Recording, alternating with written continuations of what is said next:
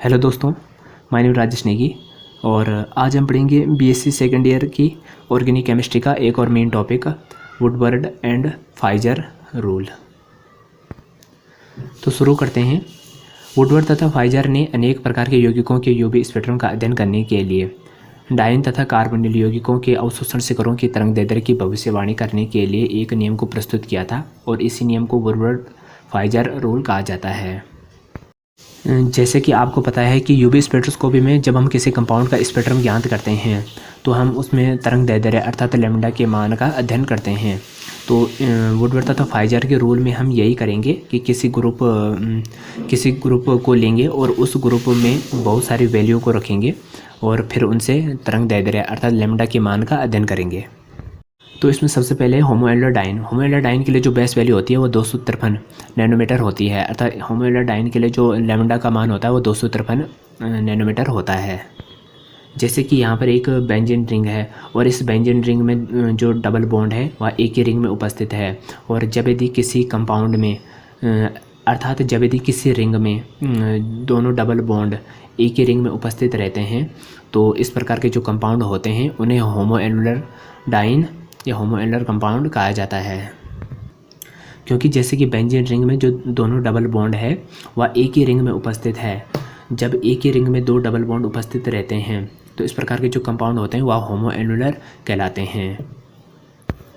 दूसरा है हेटेरोएल्युलर। हेटेरोएल्युलरडाइन के लिए जो बेस वैल्यू होती है अर्थात जिसका आधार मान होता है वो 214 नैनोमीटर होता है। अर्थात जब यदि डबल बॉन्ड अलग अलग रिंग में उपस्थित रहते हैं, अर्थात जिस प्रकार से ये बेंजीन रिंग है और इनमें जो डबल बॉन्ड है वह अलग अलग रिंग में उपस्थित है तो इस प्रकार के जो कंपाउंड होते हैं वह हेटेरोएल्युलर कहलाते हैं।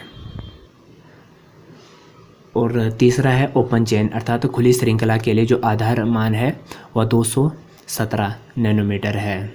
अर्थात ओपन चेन अर्थात खुली श्रृंखला के लिए जो बेस वैल्यू है उसमें लैम्ब्डा का मान 217 नैनोमीटर है। जैसे कि यहाँ पर ये ओपन चेन है CH2 double bond C single bond C double bond CH2 और दो मैथिल ग्रुप है, तो ये यहाँ पर एक खुली चेन है। तो इस खुली श्रृंखला के लिए जो बेस वैल्यू है वह 217 नैनोमीटर है। अब है विभिन्न समूहों के लिए इनका मान क्या क्या होता है। जैसे संयुग्मन का विस्तार करने वाले डबल बॉन्ड के लिए +30 और एल्किल प्रतिस्थापी अथवा वलय अवशेषों के लिए +5 और ब्रह्मचक्रीय द्विबंध के लिए +5 और OAC ग्रुप के लिए कोई 0 और OR ग्रुप के लिए +6, SR ग्रुप के लिए +30 और क्लोरीन ब्रोमीन ग्रुप के लिए +5 और NH2 ग्रुप के लिए +8। तो अब हम इनको विस्तार में जान लेते हैं इनके मान को। जैसे कि यहाँ पर सबसे पहले यह एक खुली चेन है जो कि 2-3 डाइमेथिल और 1-3 ब्यूटाडाइन के अवशोषण बैंड है और इसके लिए जो ये खुली चेन है जो इसका सूत्र है जो कि CH2 double bond C single bond C double bond CH2 और इसमें दो मैथिल ग्रुप हैं। तो ये सबसे पहले हमें यह देखना है कि यह कौन सी चेन है, ओपन चेन है या होमोएल्युलर है या हेटेरोएल्युलर है। तो साफ पता चल रहा है कि यह ओपन चेन है अर्थात खुली श्रृंखला है। तो खुली श्रृंखला के लिए जो मूल मान होता है वह 217 नैनोमीटर होता है। इसका जो मूल मान है वह 217 है और इसमें दो मैथिल ग्रुप भी लगे हुए हैं और जो मैथिल ग्रुप का वैल्यू होती है वह +5 होती है, परंतु इसमें दो मैथिल ग्रुप है तो +5 और +5 10 हो जाते हैं। तो तब हम इनको जोड़ लेंगे और जो कि 227 नैनोमीटर हो जाएगा। तो इसमें लैम्ब्डा मैक्स की जो वैल्यू है वह 227 नैनोमीटर है। तो इस प्रकार के ओपन चेन के लिए जो लैम्ब्डा मैक्स का मान आया वो 227 नैनोमीटर है। और दूसरा है होमोएल्युलरडाइन के लिए, अर्थात जब यदि किसी भी कंपाउंड में दो डबल बॉन्ड एक ही रिंग में उपस्थित रहते हैं तो इस प्रकार के जो कंपाउंड होते हैं वह होमोएल्युलर कंपाउंड कहलाते हैं। जैसे कि इस बेंजीन रिंग में दोनों डबल बॉन्ड एक ही रिंग में उपस्थित है तो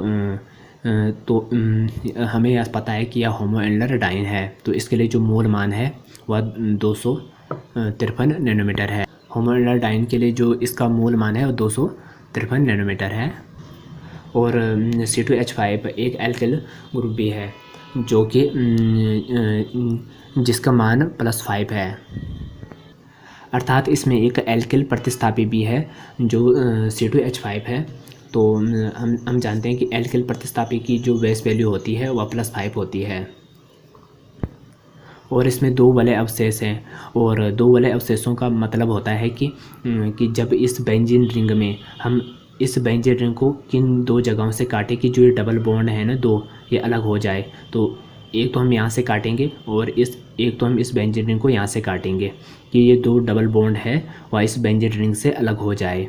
तो ये डबल बॉन्ड इस बेंजीन रिंग में 2 जगह पर काटने से अलग हो रहे हैं, तो इसमें 2 वलय अवशेष हो जाएंगे।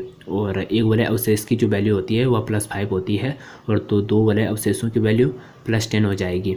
तो अब हम इनके मूल मान को और 2 वलय अवशेषों और एक एल्किल प्रतिस्थापी को जोड़ देंगे, तो लैम्ब्डा मैक्स का मान जो आएगा वो 268 नैनोमीटर होगा। और तीसरा है हेटेरोएनुलर डाइन के लिए। जैसे कि मैंने आपको पहले बताया था कि जब यदि डबल बॉन्ड एक ही रिंग में उपस्थित रहते हैं तो उसे होमोएनुलर डाइन कहा जाता है, और जब यदि डबल बॉन्ड अलग अलग बेंजीन रिंग में उपस्थित रहते हैं तो इस प्रकार के कंपाउंडों को हेटेरोएनुलर कहा जाता है। तो हेटेरोएनुलर डाइन के लिए जो इसका मूल मान है वह 214 नैनोमीटर है, और इसमें कोई भी एल्किल प्रतिस्थापी ग्रुप नहीं है। और इसमें 4 वलय अवशेष हैं, अर्थात वलय अवशेष का मतलब है कि हम बेंजीन रिंग में इन डबल बॉन्डों को हटाने के लिए बेंजीन रिंग को किन जगह से काटें। तो एक तो हम इसे यहाँ से काटेंगे और एक हम इसे यहाँ से काटेंगे, इस चेन को, और एक यहाँ से और एक यहाँ से, तब ये दोनों डबल बॉन्ड इस बेंजीन रिंग से अलग हो जाएंगे।